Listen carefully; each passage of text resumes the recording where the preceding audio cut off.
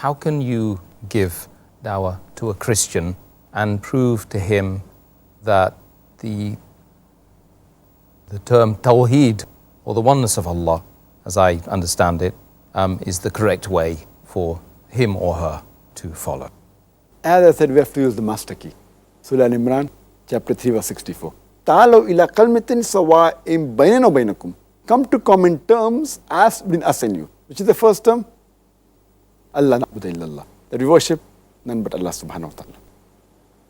When I will meet a Christian, I'll tell him that Islam is the only non-Christian faith which makes it an article of faith to believe in Jesus Christ, peace be upon him. No Muslim is a Muslim if he does not believe in Jesus Christ, peace be upon him. We believe that Jesus Christ, peace be upon him, was one of the mightiest messengers of Allah subhanahu wa ta'ala. We believe that he was the Messiah, translated Christ. We believe that he was born miraculously without any male intervention. We believe that he healed those born blind and lepers with God's permission. We believe that he gave life to the dead with God's permission. The Muslim and the Christian, we are going together. But one may ask, where is the parting of ways?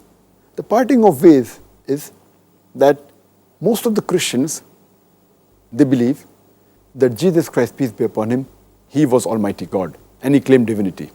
In fact, if you read the Bible, there is not a single unequivocal statement in the complete Bible where Jesus Christ, peace be upon him, himself says that I am God, or where he says worship me. I would like to repeat, there is not a single unequivocal statement, not a single unambiguous statement in the complete Bible where Jesus Christ, peace be upon him, himself says that I am God, or where he says worship me. In fact, if you read the Bible, Jesus Christ, peace be upon him, himself says in the Gospel of John, chapter number 14, verse number 28, my Father is greater than I. Gospel of John, chapter number 10, verse number 29, my Father is greater than all. Gospel of Matthew, chapter number 12, verse number 28, I cast out devils with the Spirit of God.